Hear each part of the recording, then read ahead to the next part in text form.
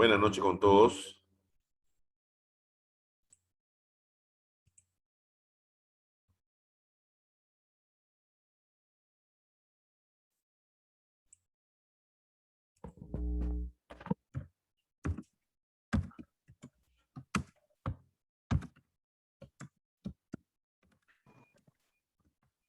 Buenas noches, profesor, ¿qué tal? ¿Cómo están? Buenas noches.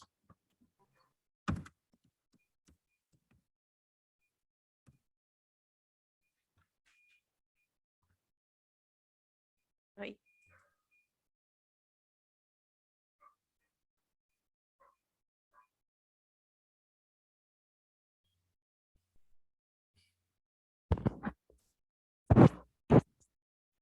Buenas noches, profesor. Buenas noches. Buenas noches, profesor. Buenas noches, Juan, ¿cómo están?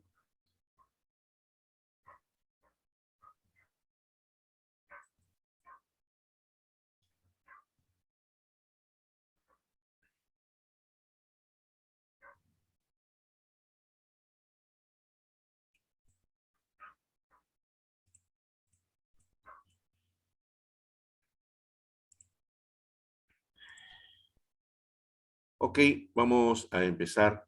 Y ahora sí nos vamos a meter en la materia del seguro. Nuevamente les doy la bienvenida. Como saben, las clases que tengamos por acá o las reuniones Zoom, yo las grabo y las paso posteriormente para que aquellos que no hayan podido estar en la reunión sepan de qué temas hemos tratado, ¿no? Como ya les expliqué, el procedimiento es que ustedes tienen que leer, ¿no? Tienen que leer los recursos que se les brinda, el recurso principal, ¿no?, de esta semana, que es la teoría del riesgo. Leer, tratar de entender los conceptos, aquellos conceptos que ustedes no lo tengan claro. En estas reuniones ustedes pueden aprovechar en preguntarme, ¿ya? Igual yo voy a ir explicando sobre ese texto, voy explicando los puntos más saltantes, ¿ya? Los puntos más saltantes que yo considere y aquellos que ustedes estimen conveniente. Entonces, vamos a empezar de una vez. Si es que no hubiese alguna consulta que deseen efectuarme a priori, empezaría con mi alocución. Elsa, Jimmy, Juan, ¿alguna consulta que deseen hacer?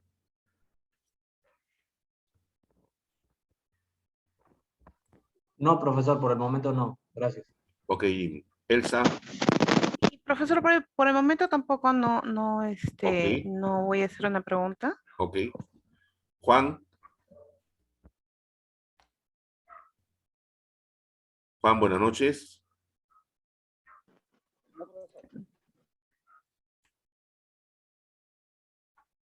Ok, entonces vamos a empezar. Voy a compartir pantalla con ustedes.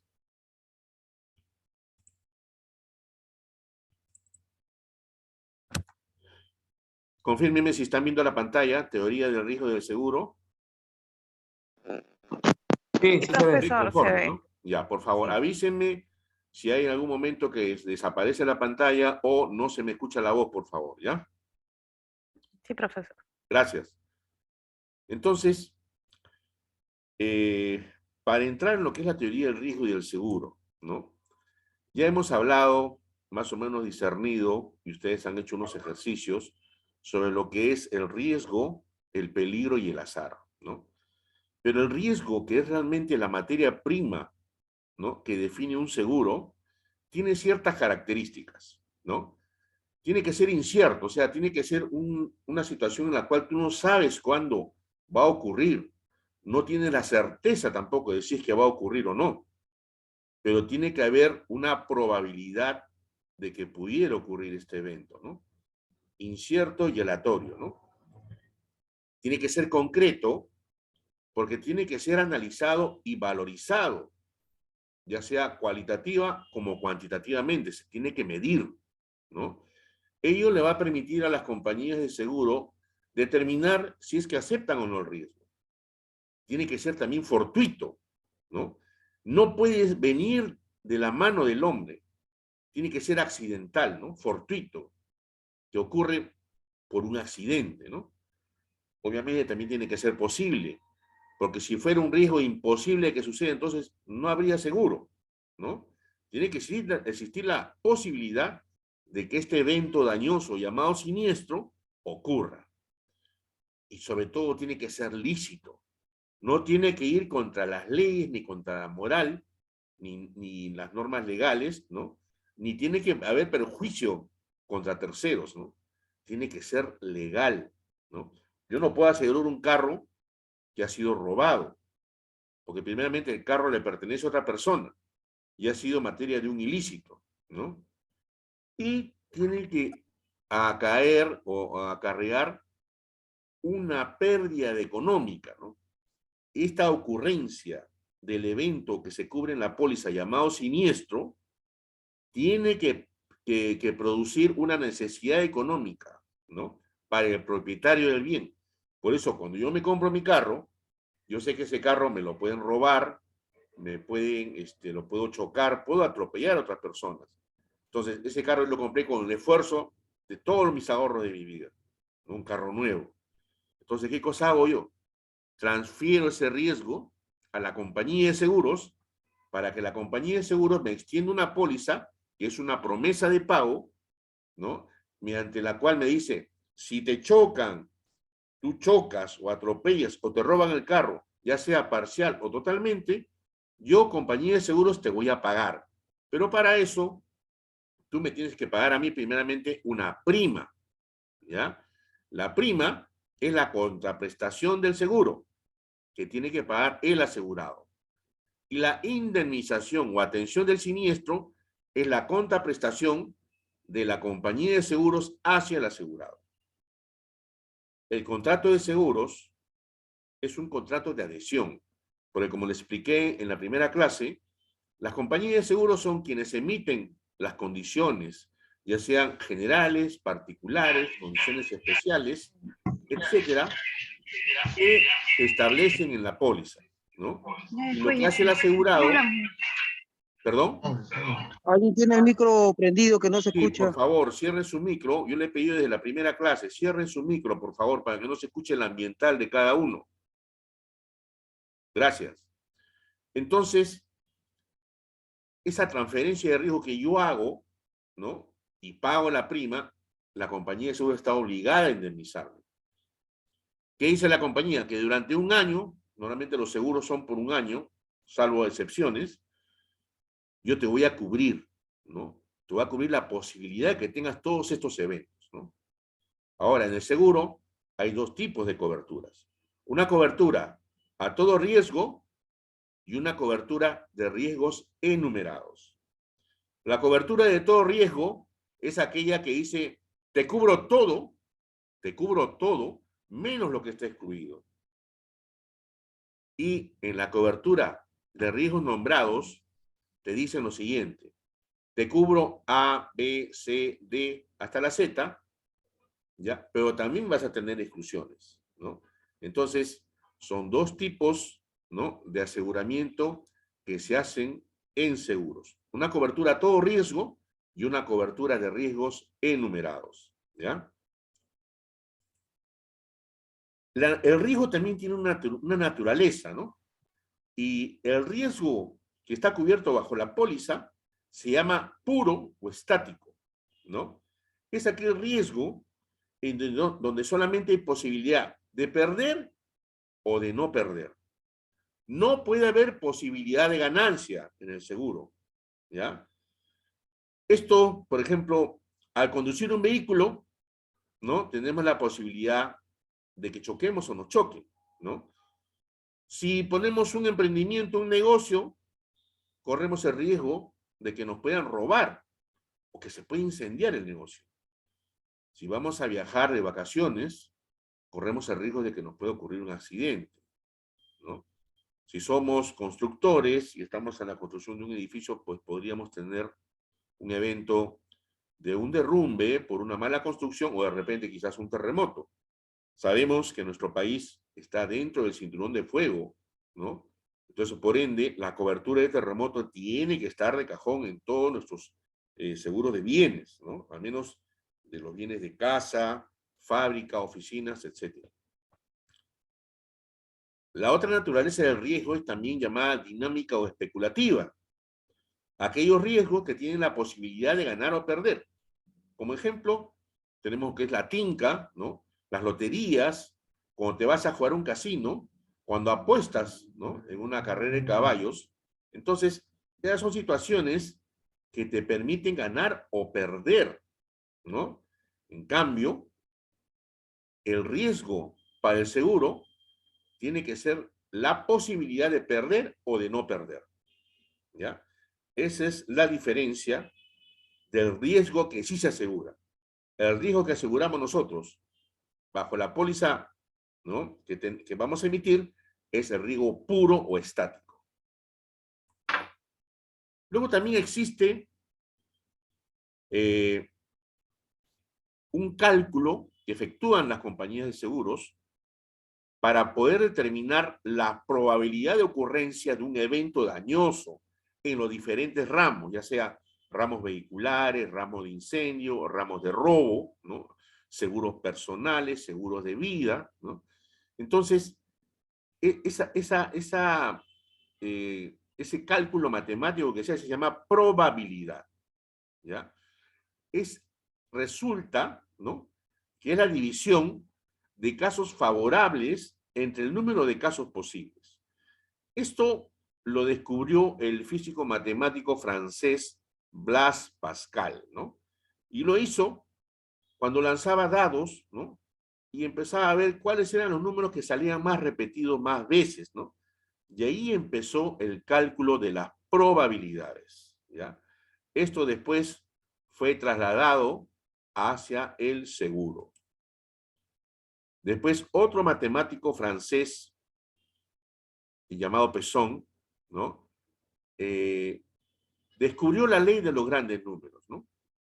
Esta ley indica que a medida que se aumenta el número de unidades de riesgo, el riesgo disminuye. O sea, el riesgo es la concreción de ese evento dañoso llamado siniestro, ¿no?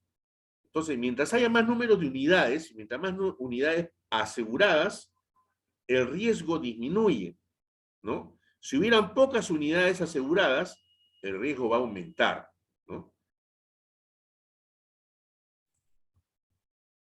Las compañías de seguros efectúan un análisis de riesgo antes de aceptar algún tipo de seguro, ¿no?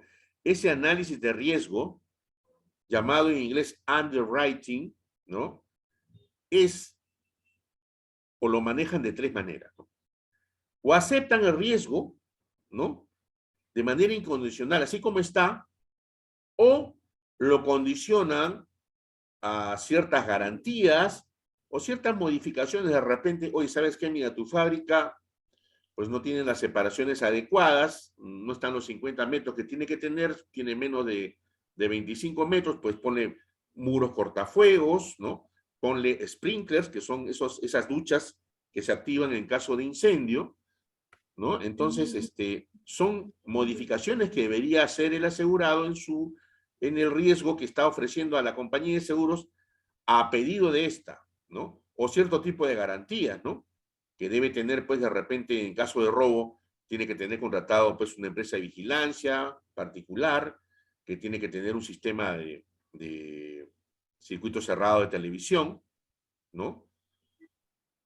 Esa es una manera de poder aceptar el riesgo, de manera incondicional y condicionada a ciertas modificaciones o garantías. O también podría ser que evaluando el riesgo dice, ¿sabes qué? Bueno, definitivamente no lo voy a tomar porque tu riesgo es súper siniestoso, ¿no?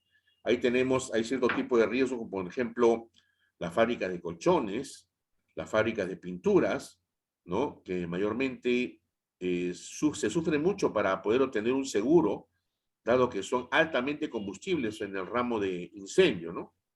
O también puede rechazar un riesgo de manera provisional, exigiendo que se hagan mejoras hasta que el riesgo pueda ser aceptable, ¿no? Entonces, si rechaza el siniestro, lo puede hacer de manera definitiva o provisionalmente, ¿no? Indicando que se hagan también ciertas mejoras, ¿no? Ahora, hay un preanálisis que realiza la compañía de seguros y un posanálisis, ¿no? El primero tiene que identificar, ¿no? Tiene que controlar, manejar un riesgo antes de poderlo aceptar, ¿no? Esa es la forma más conveniente y la más usual. Y en el post-análisis consiste, se aceptan todos los riesgos, ¿no? Y solamente se empieza a evaluar cuando realmente ocurre el siniestro, ¿no? Y ahí se analiza si se continúa con la cobertura o no. Pero esto no es tan usual actualmente. Lo usual es que previamente la compañía de seguros efectúe estos análisis. ¿Cuál es la forma de administración del riesgo?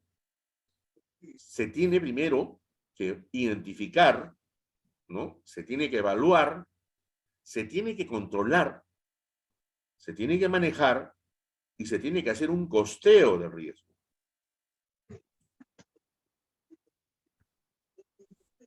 ¿Cómo identificamos el riesgo, no?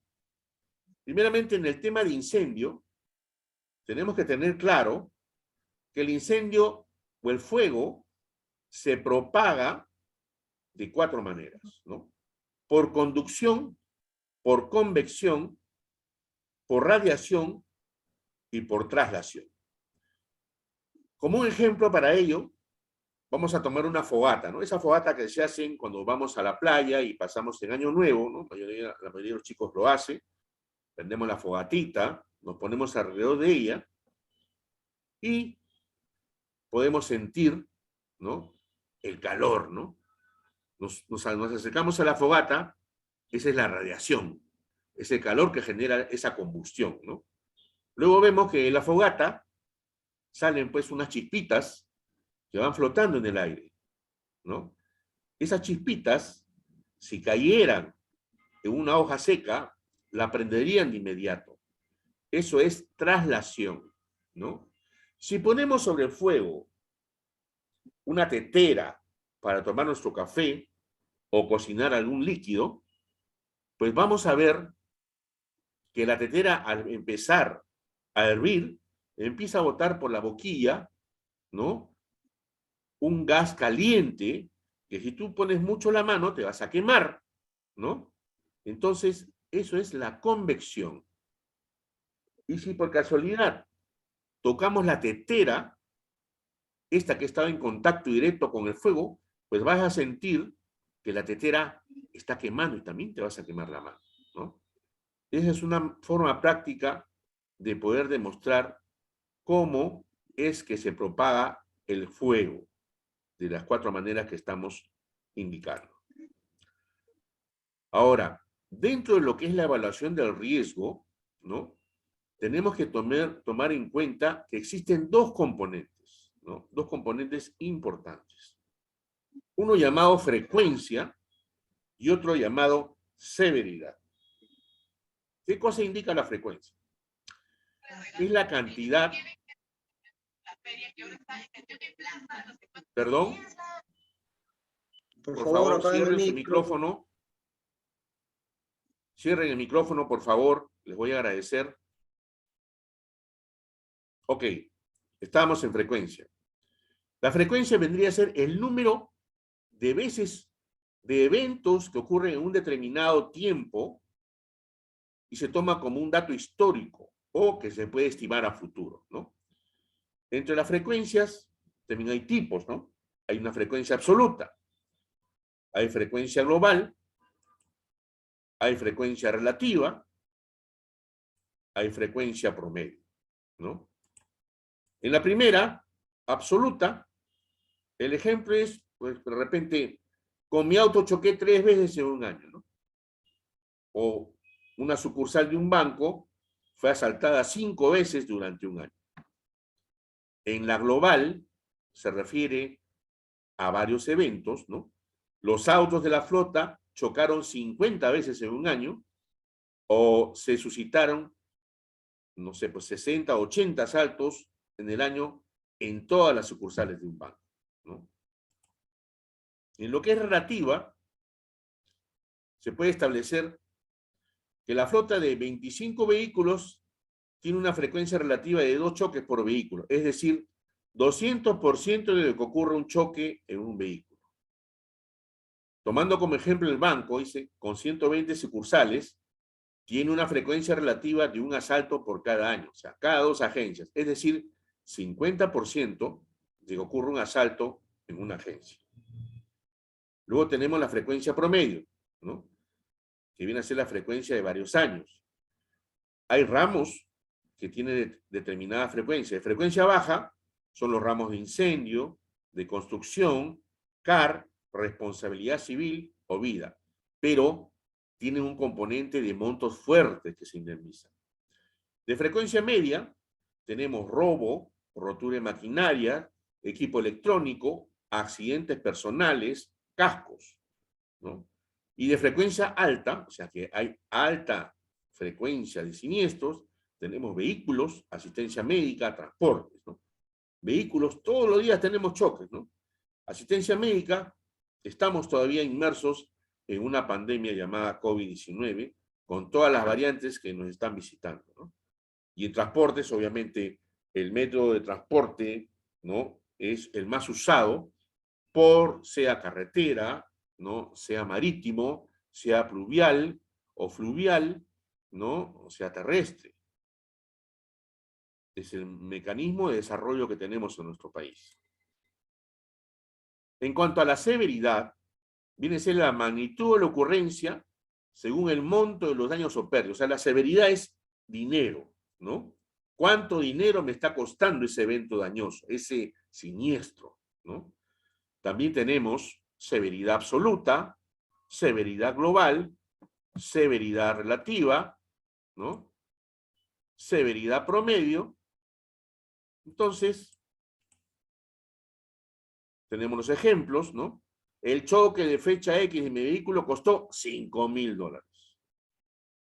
En el asalto de fecha X de la sucursal tal, se llevaron $10.000. Esa es la severidad absoluta, ¿no? La global, las pérdidas de la flota, ¿no?, de esa cantidad de carros fueron 1.500.000 en un año. Durante el año los asaltos al banco generaron $3 millones de pérdida, ¿no? Acá en la severidad estamos hablando del monto de dinero. En la frecuencia hablamos los números o la cantidad de siniestros que se presentan en un tiempo determinado. Acuérdense de esa gran diferencia. En la severidad relativa, ¿no?, es un dato porcentual, es un porcentaje en la cual se empieza a calcular, ¿no? Dice, una empresa tiene $10 millones en existencias, de las cuales 2 millones se encuentran en bodega principal y la suma asegurada es $8 millones. Nos está dando un indicativo, ¿no? Si ocurriera un incendio por 1 millón, se diría, la severidad relativa respecto a la bodega principal es del 50%. La severidad relativa respecto al total de inventarios es el 10%. Y la severidad relativa respecto a la suma asegurada es de 12.5%, ¿no? Esta forma de severidad relativa es utilizada por las aseguradoras para poder determinar las sumas expuestas en caso de siniestro y así poder identificar mejor el reaseguro. El reaseguro, dentro de un momento, lo vamos a explicar rápidamente y cuando lleguemos al tema de reaseguro se lo vamos a poder explicar más ampliamente. Severidad promedio. Es aquella severidad que no está limitada a una situación individual, sino que se calcula tomando en cuenta un conjunto de varios eventos, ¿no? Por ejemplo, los daños causados por un terremoto a edificios de más de 10 pisos en una ciudad ascendieron a $5 millones, ¿no? Si el valor total expuesto, ¿no?, de todos estos edificios es de 200 millones de dólares, entonces la severidad promedio por terremoto que afecte a edificios de más de 10 pisos es de 2.5%. Los ramos de seguro, según su severidad, pueden ser de severidad baja, o sea, el tema monetario, hasta 5%, vehículos, asistencia médica y transportes. Pero el volumen lo hacen importante, ¿no? De severidad media, entre 5 y 20%, incendio, ramos técnicos, vida, accidentes personales. Y de severidad alta, más del 20%, terremoto, maremoto, eventos catastróficos. Hay un cálculo que es el principal cálculo que se efectúa y lo realiza la compañía de seguros, ¿ya? Se llama pérdida máxima probable. Sus siglas son PML. En inglés, Probable Maximum Loss. Para estimar la pérdida, se tiene que contemplar el uso de medidas de previsión para poder reducir la severidad. Las medidas de previsión son aquellas medidas que buscan anticiparse a un hecho, ¿no? De repente hay medidas de previsión que se toman en empresas, ¿no? Para poder evitar el robo, para poder evitar un incendio, ¿no? Entonces, el evaluador de la compañía se imagina que puede fallar algunas de estas medidas de previsión, ¿no? Y entonces, ese valor máximo que se ha calculado que podría estar sujeto a que se siniestre totalmente, podría ocurrir, ¿no? Que realmente se transforme pues, en una pérdida total, ¿no? Hay factores que determinan este estudio de la pérdida máxima probable, ¿no? Como es el giro del negocio, ¿no? No es lo mismo asegurar, ¿no?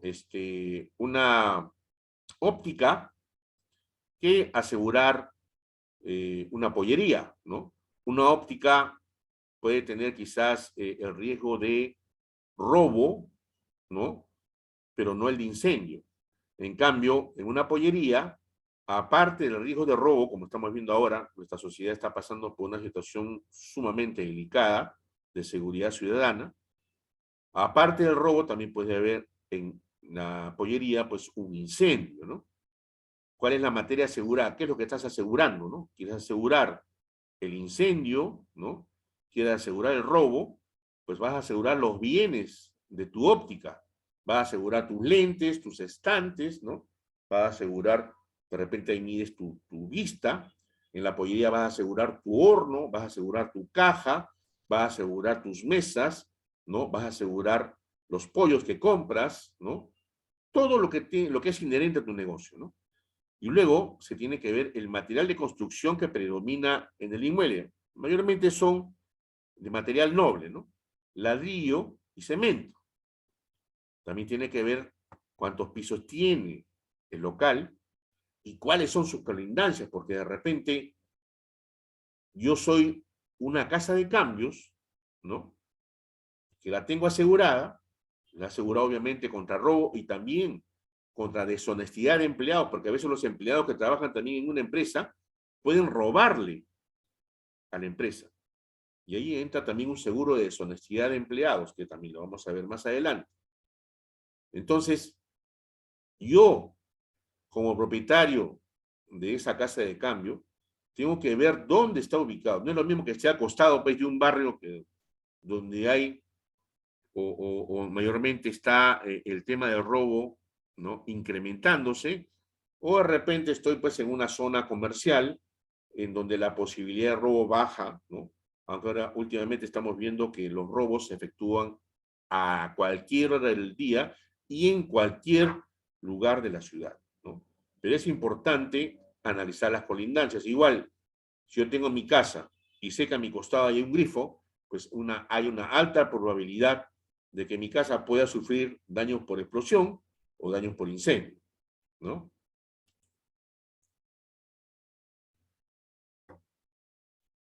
En robo también se analiza, ¿no? El giro del negocio, materia asegurada, la ubicación y los colindantes, ¿no? Sobre todo, acá sí se tiene que tomar en cuenta mucho, vuelvo a reiterar, el tema de la colindancia. En el recurso, ¿no? Que se les ha proporcionado, hay un cuadro donde se ve el esquema, ¿no? De una planta, ¿no? Vemos acá un almacén donde están las materias primas, una casa del guarda, un área de producción 1, un área de producción 2, alimentos y productos especiales, luego un almacén de productos y una administración. Esto podría ser el plano de una planta que se quiere asegurar con una compañía de seguros. Pero al momento de hacer la inspección, el inspector ha determinado pues que acá hay una separación de 50 metros, que es lo adecuado. Acá también hay 50 metros, sin embargo, acá solamente entre producto 2 y almacén de productos solamente hay 25 metros, igual que en producción 1 con el almacén 1, solamente 25 metros, ¿no? Entonces, podría ocurrir analizándolo bajo el criterio de tomar una póliza de incendio, que estas oficinas o estos anexos de esta planta pudieran estar libres de ese incendio por tener esa lejanía adecuada, ¿no? Administración, pero el almacén de productos sí tiene una cercanía con el producto 2 y producto 1 y el almacén 1, ¿no? Entonces, veamos, el valor de la planta tiene una suma asegurada de 20 millones de dólares, ¿no? Producción 1 vale 5 millones. Producción 2 vale 5 millones. El almacén 1 vale 3. El almacén 2 vale 5. Y demás instalaciones valen 2 millones. Se imagina un primer escenario de pérdida máxima probable, ¿no? Entonces, aquí se supone que el incendio es tan grande que quedan fuera de servicio todos los sistemas de protección activos y solo siguen operando las instalaciones pasivas de protección, como por ejemplo las separaciones y las resistencias al fuego, ¿no? Tenemos muros separadores contra fuego, también hay puertas, ¿no?, que separan, o ventanas, ¿no? Entonces, en este escenario, nos imaginamos que ocurre una explosión en el silo y un incendio en el área de almacenaje, ¿no? La distancia de 25 metros entre el almacén 1 y la producción 2 es inadecuado en caso de que se produzca una explosión del silo. Sin embargo, el edificio de administración está separado adecuadamente con 50 metros en cada área, ¿no? Como ya hemos colegido, el fuego se extiende a producción 1 y 2 y destruirá el área completa de producción. Sin embargo, se puede salvar el almacén 2, incluso suponiendo que de repente los bomberos lleguen tarde, ¿no? El PML para daños materiales por incendio, expresado en un porcentaje de la suma total asegurada, se calcula como sigue. 13 millones sobre 20 millones. 13 millones es la cantidad de los anexos que hemos estimado que pueden siniestrarse como consecuencia del incendio o la explosión. Suma 13 millones de dólares. Se divide entre 20 millones, que es el total de la suma asegurada, y lo multiplicamos por 100 y nos da un 65%. Este indicativo quiere decir que tendríamos un siniestro que afectaría el 65% de esta planta. En un segundo escenario, ¿no?, acá la situación sería un poco más adversa. Aquí hay una suposición de que todas las medidas, ¿no?, que se utilizan para combatir el incendio no resultan eficaces, y tampoco el combate contra el fuego, ¿no? Entonces, el daño va a abarcar a todo aquello que no esté limitado por una separación adecuada, ¿no? En este caso, el analista de la compañía o el suscriptor tiene que tomar en cuenta la gran carga de incendio que hay en el área de producción 1. Por otra parte, los edificios de producción 2 y producción 1 no están adecuadamente separados mediante un muro antifuego. La diferencia consiste en que el combate contra el incendio es completamente inútil. El incendio se extiende al almacén 2 y lo destruye completamente. Entonces, el PML para daños materiales por incendio, expresado en un porcentaje de la suma asegurada total, se calcula como sigue. Sumamos todo lo que hemos indicado, nos da 18 millones de dólares, lo dividimos entre la suma asegurada total, que ya sabemos que es 20, lo multiplicamos por 100 y nos da un 90%. O sea, prácticamente estaríamos hablando de una pérdida total de la planta, ¿no? Si no hacemos un análisis adecuado de la planta, del riesgo que nos esté ofreciendo, ¿no?, el cliente, me pongo en los zapatos del evaluador de la compañía de seguros, pues vamos a tener que afrontar estos riesgos muy severos, ¿no?, o estos siniestros severos, ¿no? Entonces, si yo hago un análisis, yo estaría pidiendo acá, pues, que hagan una separación, pongan los muros cortafuego, pongan los sprinklers, ¿no?, que contraten o construyan, pues, un sistema de agua para apagar incendios propio de la planta, de repente una brigada de incendios que actúe mientras llegan los bomberos, De repente la planta está tan lejana que la llegada de los bomberos pues va a demorar más de 1 hora y en 1 hora pues el fuego puede devorar totalmente una planta, ¿no? Se tiene que analizar todos esos puntos, ¿ya? Hasta acá, ¿hay alguna pregunta, alguna consulta que quieran efectuar, por favor? ¿O todo está claro? Chicos, estoy preguntando.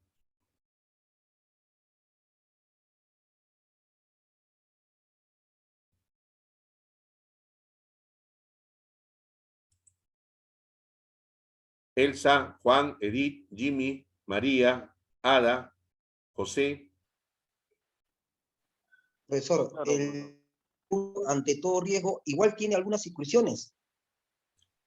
Claro, expliqué que la cobertura de todo riesgo, ¿no? Te dicen, te cubro todo, menos lo que está excluido, ¿no? O sea, ahí te cubren todo. Lo que tienes que preocuparte en el todo riesgo es que lo que está ocurriendo o el evento que se esté presentando no esté detallado en esas exclusiones. Si no aparece detallado en las exclusiones, está cubierto. En cambio, en el seguro de riesgos nombrados, tienes que preocuparte de que el evento o el siniestro esté dentro de esos riesgos nombrados, de la A a la Z.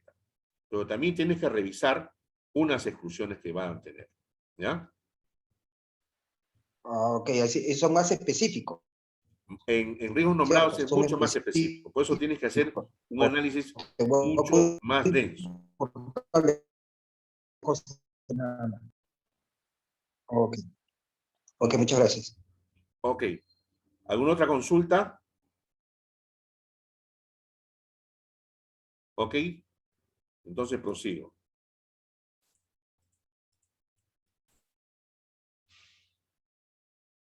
Cuando se efectúa la evaluación del riesgo, ¿no? Ya hemos hablado de que lo que se asegura es el riesgo puro, ¿no? No aseguramos riesgos especulativos, ¿no? Pero el riesgo, el análisis de riesgo nació pues de los azares, ¿no? De los juegos de azar, pero se trasladó al seguro y solamente se determinó que el riesgo puro era el único que se podía asegurar. Las compañías de seguros hacen análisis anualmente de sus siniestralidades, ¿no? Y en ella, como hace un rato hemos explicado, analizan la frecuencia y las severidades. Del análisis de esta frecuencia y severidad nace lo que es la prima pura, ¿no? Un ejemplo, si tenemos una cartera donde tenemos asegurados 10.000 vehículos, ¿no? Y sabemos que esos 10.000 vehículos se han siniestrado en un año 500 y el costo promedio, ¿no?, de víctimas ha sido 1.500, ¿no?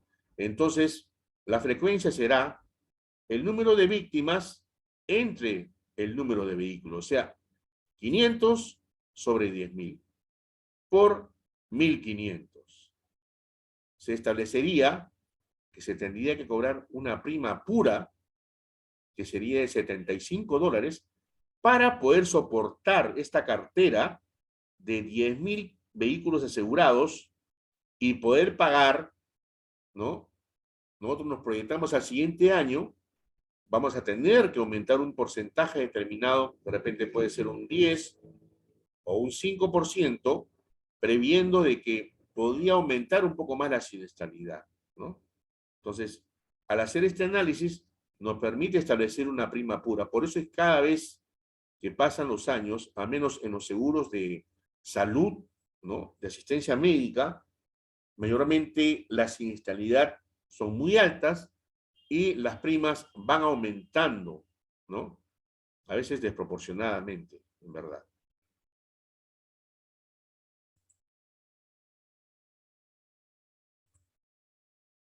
Ok, un ladito, por favor. Profe, disculpe, una Sí, pregunta, sí. pero en el caso de los seguros de salud, no es por la demanda y porque también el tema de los servicios médicos o los honorarios de los médicos suben, ¿no es por eso que también sube el costo del seguro? Sí, es correcto tu comentario. Lo que pasa es que estamos viendo inicialmente, ¿ya?, el tema del riesgo y me estoy poniendo en la situación en la cual hay muchas personas que no conocen de este tema. Entonces, cuando lleguemos al momento de los seguros, ¿no? De salud, ahí vamos a explicar, ¿no? Cuáles son las incidencias que son las que tú comentas. Pero ahorita no le quiero meter muchos conceptos todavía para no marearnos, Ada, ¿ya?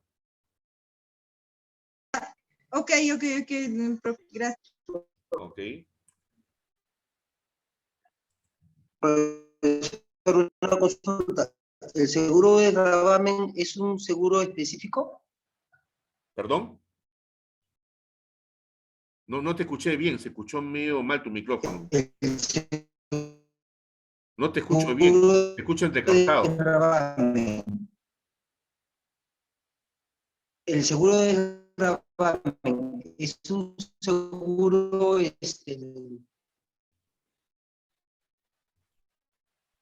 He escuchado el seguro de desgravamen. ¿ahora me escucha? Sí, pero te sigo escuchando entrecortado. Algo pasa con tu micrófono. No sé si ustedes lo Seguro de escuchan, chicos. gravamen. Sí, te he escuchado seguro de desgravamen, sí. ¿Qué quieres saber sobre el seguro de desgravamen que todavía no lo estamos viendo? ¿El seguro de gravamen es un seguro de todo riesgo? No.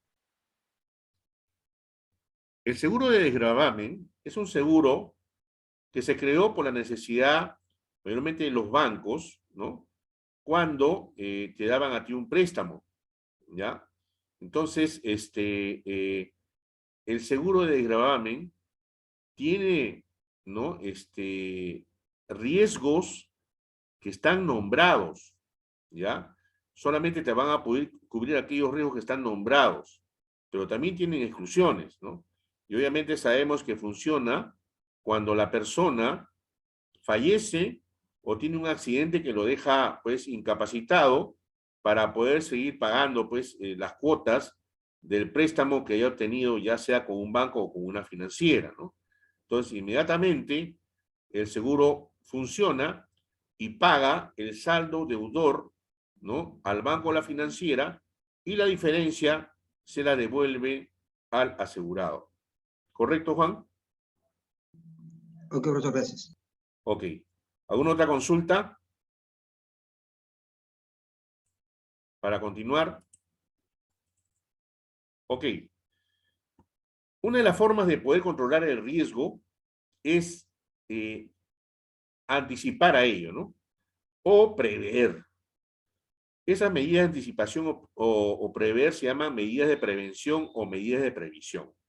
Las medidas de prevención son aquellas que evitan que ocurran pérdidas, ¿no?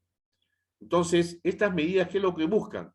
Controlar la frecuencia, o sea, el número de veces que puede ocurrir un siniestro. Las medidas de previsión son aquellas que reducen las pérdidas de aquellos siniestros que lamentablemente ocurrieron y que no se pudieron evitar. ¿Qué es lo que busca esto? Controlar la severidad, o sea, el factor monetario, ¿no? Que cueste menos. ¿Perdón? Que cueste menos. Juan, creo que tienes un grave problema con tu micrófono que no te escucho bien. Ok, profesor, no se preocupe. Sí, dime, ¿me estabas preguntando algo? No, le digo, es por me dice en el caso monetario, ¿no? Que no cueste más, que cueste menos, que no sea muy costoso. Ok. Ok, así es, ¿no? Buscar aminorar el monto de la pérdida, ¿ya? Entonces, como medidas de prevención y previsión, ¿no? Prevenir indica que uno tiene que adelantarse, ¿no? A la ocurrencia de un evento, ¿no? Y lo que estás buscando en ese momento es atacar esa causa, ¿no? Y para buscar reducir finalmente la frecuencia, ¿no? Como ejemplo, tenemos el extintor, que es para apagar el incendio, ¿no? Con esto vas a evitar un incendio total, ¿no? De repente, al manejar, lo haces de manera adecuada, sobre todo al momento de entrar en una curva, ¿no? Disminuyes la velocidad. Con esto estás evitando que derrapes o te despistes. A ver, hay una pregunta.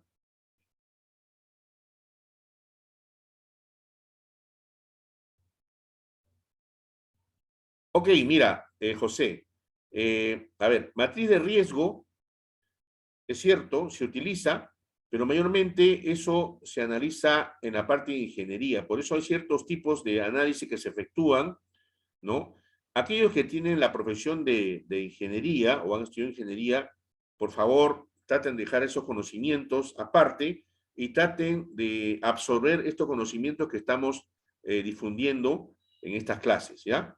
Es cierto, hay una matriz de riesgo, ¿no? En la cual tú haces un análisis de todas aquellas actividades que pueden ser riesgosas, ¿no?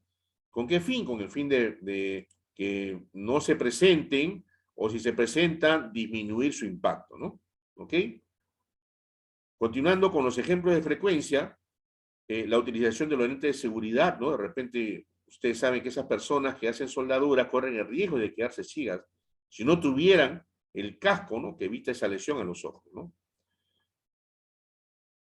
Ahora, las medidas de previsión son las que buscan reducir las pérdidas. ¿Por qué? Porque de todas maneras ocurrió el siniestro, o sea, no pudiste evitarlo, y lo que buscas es reducir el efecto del evento, o sea, reducir la severidad. Cuando estamos hablando de reducir la severidad, estamos hablando de reducir lo que es el impacto, ¿no? Monetario. Entonces, por ejemplo, si utilizas el cinturón de seguridad, en un caso de estar manejando tu carro, vas a evitarte pues una lesión mayor, ¿no? Si tuvieras una lesión, ¿no? De repente puedes quedarte paralítico, los costos de una persona paralizada pueden ser muy altos, ¿no?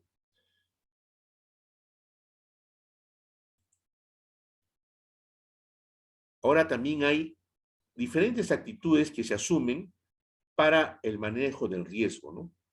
Hay personas que dicen, eso nunca me va a ocurrir a mí, ¿no? Mi casa nunca se va a incendiar, mi casa nunca se va a caer, a mí nunca me van a robar, a mi negocio nunca lo van a asaltar, ¿no? Entonces, cada persona interpreta de acuerdo a su realidad y de acuerdo a sus conocimientos. Lamentablemente, en nuestro país no tenemos la cultura del seguro, ¿no? Muy difundida. En otros países, llámese Europa, llámese Estados Unidos, que están más adelantados que nosotros, pues ellos saben perfectamente que contratar un seguro, ¿no? Es una inversión, porque te da tranquilidad durante todo el tiempo que has tenido la cobertura, ¿no?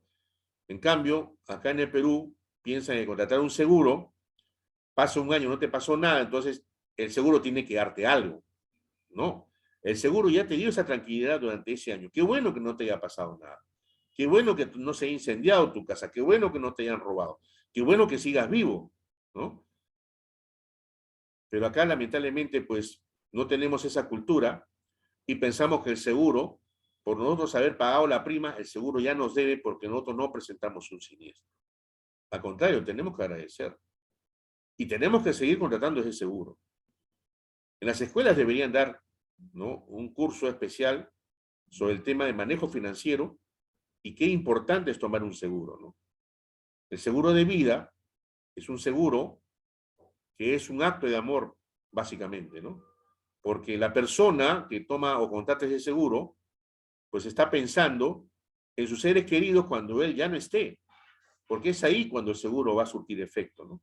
El asegurado no lo va a disfrutar, lo van a disfrutar los beneficiarios, ¿no? Que él puso en la póliza. Mayormente su esposa, sus hijos, sus seres queridos o las personas que él haya nombrado, ¿no? Por eso yo siempre digo que tomar una póliza de vida realmente debería llamarse una póliza de muerte porque funciona solamente cuando el asegurado fallece y se benefician los seres queridos o los herederos legales. Entonces, Profesor, sí, disculpe, en dime. el caso de pólizas de sepelio también, ¿Perdón? en el caso de pólizas de sepelio también ocurre lo mismo. O sea, porque igual me imagino de que cuando uno toma una póliza de sepelio, la hace pensando en justamente en su familia, en no dejar de repente deudas que podrían comprometer a futuro la economía familiar, ¿no? Si estamos hablando solamente de sepelio, ¿no? Estamos Ujú. hablando de un seguro muy particular que lo dan, por ejemplo, Mafre, ¿no? Te da un seguro de sepelio, te inscribes. Había también una antigua empresa española que te daba el seguro y tú pagabas mensualmente, pero solamente te cubre el sepelio, ¿no? No te proporciona una indemnización para los beneficiarios. Acá solamente estamos hablando del sepelio y básicamente es para el entierro del difunto, ¿no? Ahí tienes, no sé, pues te cubre carroza, te cubre el nicho perpetuo, te cubre acompañantes, ¿no? Te cubre cargadores, dependiendo de lo que tú hayas escogido, ¿no? Entonces, hay ciertas pólizas que cuentan con esa cobertura de sepelio, ¿no? Pero si estamos hablando de la cobertura de sepelio exclusivamente, pues a esa me refiero, ¿no? ¿Ok? Perfecto, muchas gracias. Ok. Entonces, de las actitudes que se pueden colegir, tenemos que hay ciertas personas que ignoran, ¿no? Ignoran el riesgo, otros que lo evitan, otros que son precavidos y buscan prevenirlos, otros que los asumen, porque dicen, bueno, yo tengo suficientemente plata y de repente mi carro se choca y yo tengo la plata porque gano bien, ¿no? Entonces yo voy a poder asumir la reparación de mi carro y si atropello a otra persona, yo puedo pagarle aparte como tengo el seguro SOAT lo va a cubrir. También existen aquellas personas que lo transfieren. ¿Y a quién se transfiere el riesgo? Se transfiere a las compañías de seguros, ¿ya? El seguro, para aquellos que aún no lo tienen claro, es un acto de servicio, es una actividad de servicio, ¿no? La actividad aseguradora es llamada también aquella fábrica sin humo, ¿no? En la cual, ¿no? Se busca dar el servicio desde un primer momento, ¿no? En el seguro intervienen muchos actores, ¿no? El primero es el asegurado quien está buscando transferir el riesgo. El segundo es el corredor de seguros o asesor que está a la casa de los asegurados para presentar sus riesgos o bienes por asegurar a la compañía de seguros. Y en segundo orden están las compañías de seguros que son los que reciben la transferencia de esos riesgos, ¿no?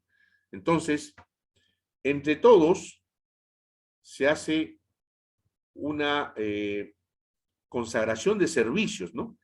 El servicio que da el corredor de seguros al asegurado y el servicio que también da la compañía de seguros al corredor de seguros y también al asegurado, ¿no? El corredor de seguros es el asesor que está al lado de su cliente o futuro asegurado para explicarle cuál es la mejor cobertura, cuál es la compañía de seguros que da el mejor servicio, ¿no?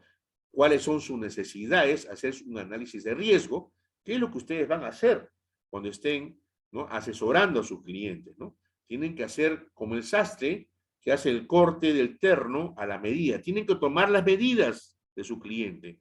Y esa toma de medidas es el análisis de riesgo o el underwriting que hace la compañía de seguros, que es el primer análisis que ustedes van a tener que hacer, ¿no? El seguro también tiene un carácter financiero, es económico, ¿no? Financiero, ¿no? Porque es en base a una contraprestación económica, ¿no? El asegurado da una prima y la compañía de seguros indemniza, ¿no? Y sentido económico, pues permite en la acumulación del pago de primas de una gran cantidad de personas poder pagar los siniestros de un pequeño grupo de personas que pueden sufrir en una cantidad determinada de tiempo. Ahora, hay errores a veces en la administración de riesgo, ¿no? Cuando no adquieres tus coberturas, ¿no? De repente los riesgos potencialmente que son más importantes, ¿no? No puedes identificar, ¿no? De repente que puedes tener una deshonestidad de empleados, ¿no?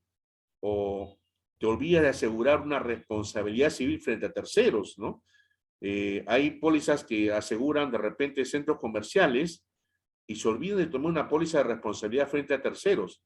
Entonces, de repente un visitante en mi local o en mi mall se cae por las escaleras o se resbala en el piso que recién está trapeado y sufre una fractura. ¿quién tiene que asumir esas lesiones, esos daños? Pues el MOL. Si no tiene la póliza, pues va a ir directo a la vena y va a tener que pagar de sus utilidades o de sus ganancias, ¿no? Y dejar de percibir esas ganancias, ¿no? A veces asumen también deducibles que son muy fuertes, por eso es importante que se requiere el análisis y el acompañamiento de un corredor de seguros hacia el asegurado, para que el corredor te diga, mira, es cierto, acá la prima es más cara, pero también tienes un deducible que es mucho más bajo, o sea, te va a permitir presentar siniestros en mayor cantidad, si es que lo tuvieras, ¿no? De repente te puede evitar también que tú contrates un doble seguro, de repente tú comprates un carro, ¿no? Mediante un banco, y ese banco ya te dio un seguro, y tú estás buscando asegurar nuevamente tu carro, ¿no? Entonces el corredor de seguros te va a preguntar, ¿el carro lo has comprado financiado? Sí. ¿Lo tienes pagando al banco? Sí. Entonces el banco ha tenido que contratar una póliza. Ah, sí, me envió estos documentos. Aquí están. El corredor de seguros revisa los documentos y dice, aquí está tu póliza, ya tienes tú una póliza del banco. Ahora, si tú quieres, vamos a donar esa póliza, que es muy onerosa para ti, y la tomamos conmigo, donde vas a tener un costo mucho menor, ¿no? Entonces vas con eso a evitar una duplicación de contratación de seguros, ¿no? Y una serie de puntos que se tienen siempre que tomar en cuenta para evitar un error en la administración de los seguros, ¿no? Es importante que al momento de la contratación, ¿no? Se tiene que ponderar o clasificar los riesgos, ¿no? Saber a qué riesgo está expuesto, ¿no? Determinado bien, ¿no? De repente una fábrica, de repente, pues, una pollería, de repente un restaurante, ¿no? Diferentes tipos de negocios están expuestos a diferentes clases de riesgos. Por eso tenemos que saber, ¿no? Qué riesgos son los que están o me podrían afectar en el tiempo a mi negocio, ¿no? ¿Y quién lo sabe mejor que el dueño? Por eso el dueño, al momento de entablar relación con el corredor, tiene que contarle todos los pros y los contras de su negocio, ¿no? Tiene que haber una prevención de estos riesgos, ¿no? Tiene que haber adoptado medidas que lleven a tomar, ¿no? La ponderación de estos riesgos y a prevenirlos, ¿no? De repente colocar carteles de zona de escape, de repente colocar carteles en sitios donde haya combustible, prohibido fumar, ¿no? Etcétera, etcétera, ¿no? Y también saber el control de los resultados, ¿no? Las compañías de seguros, como les estaba explicando, anualmente analizan una siniestralidad, ¿no? Y empiezan a ver por qué ramo es que están perdiendo plata, ya sea por el ramo de vehículos, riesgo de incendio, riesgo de robo, accidentes personales, riesgo de salud, y hacen un análisis y empiezan a ver, pues, dónde es que tienen que aumentar el costo de la prima, ¿no? Con el fin de poder sustentar con esa prima los futuros siniestros que se pudieran presentar en el siguiente año. Y obviamente hay muchos factores que entran, como así lo estaba mencionando Ada hace un momento, al menos en lo que es en el riesgo de salud, hay factores que intervienen adicionalmente, ¿no? Como los costos, ¿no? De repente los honorarios médicos que a veces pueden subir, ¿no? Hay una serie de incidencias que van a determinar que los seguros aumenten de un año para otro. Importante también saber efectuar la distribución de los riesgos. Como vimos en el análisis de esa planta, ¿no? Hay que, mientras más disperso esté el riesgo, lo vamos a minorar, ¿no? Si tenemos riesgos aglutinados, ¿no? Donde no hubiese la separación de 50 metros, donde hubiese una separación mucho menor, pues obviamente vamos a estar frente a una eventualidad que podría llevar hacia una siniestralidad total, ¿ya? Ahora, las compañías de seguros, así como un asegurado común y silvestre, como cualquiera de nosotros, puede transferir ese riesgo, ¿no? Porque opta por hacer la transferencia de riesgo, porque como ya explicamos, hay diferentes actitudes frente al riesgo. Lo ignoro, ¿no? Lo asumo, ¿no? No lo tomo en cuenta, o lo transfiero, ¿no? Entonces, las compañías de seguros Obviamente lo que buscan es ganar siempre. Y entonces tienen dos herramientas para poder manejar los seguros que les son transferidos.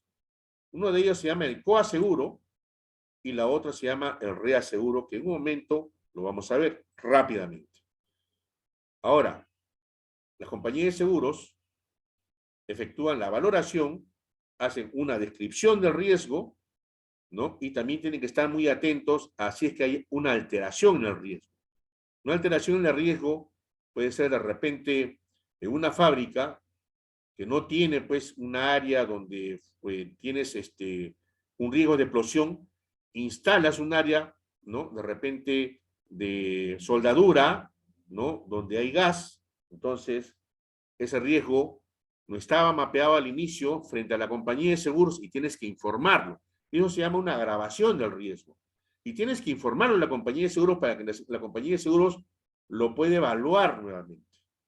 Obviamente, la relación compañía de seguros asegurado y corredor de seguros tiene que estar basado en la máxima buena fe. Es un principio del seguro que lo vamos a ver más adelante. Esto trata de que todo lo que yo digo a la compañía y todo lo que la compañía me dice tiene que ser la absoluta y real verdad. Yo no puedo disfrazar nada ni tratar de sorprender a uno o a otro. La compañía de seguros tiene que valorar el riesgo que está asumiendo para dar una suma asegurada, ¿no? Dentro de las sumas aseguradas que tenemos, que dan las compañías de seguros, hay una que se llama valor convenido o estimado, valor de mercado real, valor de nuevo y valor venal. El valor convenido es aquel en donde tú acuerdas con el asegurador, ¿no? ¿Cuál va a ser el valor de la cosa asegurada? Lo estás acordando con la compañía de seguros. Tú no puedes tener un valor convenido si es que no has acordado previamente con la compañía de seguros. Luego tienes el valor de mercado real, ¿no? Acá el valor es de acuerdo con el precio, ¿no? Que normalmente puede adquirirse un bien igual al momento de ocurrir el siniestro en el mercado. Valor a nuevo, acá la garantía que te da el seguro es que te va a cubrir el valor de venta del objeto asegurado a nuevo, o sea, el valor nuevo de ese bien. Y valor venal es aquel valor que tiene el objeto asegurado en el momento inmediatamente anterior a la ocurrencia del siniestro. Casi muy parecido, podríamos decirle, al valor de mercado o valor real. Pero acá se habla del valor inmediatamente anterior a la ocurrencia del siniestro. O sea, unos momentos antes de ocurrir el siniestro, ¿cuánto costaba tu bien? El seguro tiene la obligación de dejarte como si no hubiera pasado nada. O sea, regresarte al momento antes que tuviera o que hubiese ocurrido el siniestro. ¿Ya? Cuando hablamos de la alteración del riesgo, ya lo he mencionado, hemos hablado de una agravación, ¿no? Pero también puede ocurrir una disminución del riesgo, ¿no? Si ocurriera una disminución del riesgo, pues también tenemos el derecho de pedir a la compañía de seguros, si la compañía de seguros hizo un cálculo, una tarifa, me cobró una prima en base al análisis de un riesgo, y si ese riesgo ha disminuido, pues yo tengo el deber y el derecho de exigir a la compañía de seguros que recalcule y me dé una tarifa mejor, más barata, obviamente, ¿no? Las compañías de seguros efectúan una inspección de riesgo, ¿no? Aparte de que también ellos diseñan el formato de inspección, se diseña una solicitud de seguro, ¿no? Hay diferentes solicitudes de seguro para los diferentes ramos, ¿ya? Entonces, esta evaluación que realiza, ¿no? La hace visitando el lugar, ¿no? Hace una inspección de riesgo, verifica, ¿no? La ubicación exacta, en qué condición se encuentra, hace el análisis de los riesgos del proceso, o sea, hay plantas o fábricas que tienen un proceso propio, y también se busca un historial de siniestralidad. Se evalúa lo que les mencioné hace un rato, la pérdida máxima probable, ¿no? Aquí está una relación de puntos que se tienen que efectuar en una inspección de riesgo. Como ya les dije, el informe de inspección, ¿no?, lo hace la compañía de seguros y lo diseña también y efectúa este análisis de riesgo, ¿no? Esta inspección también cuenta con un cuestionario, ¿no?, de preguntas en donde van direccionadas hacia el tipo de riesgo que se quiera asegurar, ya sea riesgo de incendio, riesgo de robo, riesgo vehicular, salud, accidentes personales, ¿no? Ahora, también se llega a establecer en esa inspección que si es que el riesgo o el bien cuenta con riesgos o protecciones particulares, ¿no? Hemos hablado de los sprinklers, ¿no?, que es para el tema de incendio, esos que se colocan arriba en los techos y actúan, ¿no?, al momento de detectar fuego, se prenden y empiezan a botar agua, ¿no? También tenemos los extintores, la vigilancia, ¿no?, las llaves empotradas termomagnéticas, ¿no? Una serie de protecciones que van a ser bien tomadas por la compañía de seguros, ¿no?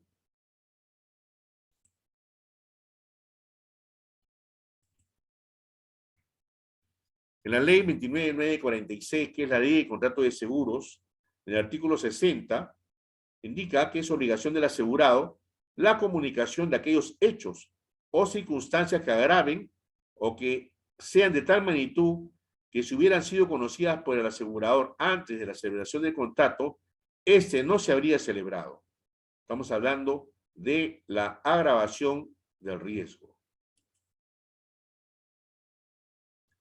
En cuanto a la disminución de riesgo, la ley también precisa en su artículo 67 que en caso de reducción del riesgo, ¿no?, el contratante puede solicitar la reducción proporcional de la prima y que a falta de acuerdo respecto a la reducción o de su importe, el contratante puede resolver el contrato, porque está en todo su derecho de exigir esa reducción. Profesor, disculpe, Sí, ¿esto se da también en el caso de las pólizas de salud, por ejemplo, cuando uno no dice de ciertas preexistencias? claro, lógico. Hay solicitudes y cuestionarios que te toman ahí, si has fumado, no, si has sufrido enfermedades, si tu familia tiene enfermedades, para saber que tú puedes, hay enfermedades que se transmiten, que son hereditarias, ¿no? Si tú tienes un cáncer y no lo declaras, pues obviamente eso va a ser nulo tu seguro, ¿no? No lo va a cubrir definitivamente, ¿no? El hecho es que tú hayas sabido que tenías cáncer y que al momento de tomar tu seguro de salud no lo declaras a la compañía de seguros con el fin de beneficiarte a posteriori con el seguro, ¿correcto? Sí, claro. Uh-huh.